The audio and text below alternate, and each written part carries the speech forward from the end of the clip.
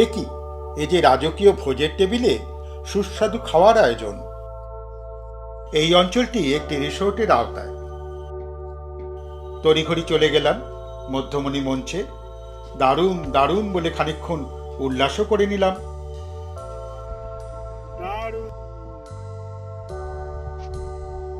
এসেছি শান্তি ভ্যালি আর শান্তি ভিলেজে বা গ্রামে। ভিলেজে এখনো ঢোকা হয়নি, ভ্যালিটাই দেখছি। এই হচ্ছে শান্তি ভ্যালি।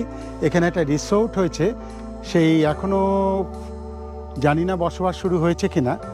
রিসেপশন তো বন্ধই দেখছি। তা আয়োজন তো চমৎকার রয়েছে, এখানে থাকাই যেতে পারে। দারুণ জায়গা, কটেজগুলোও ভারী সুন্দর।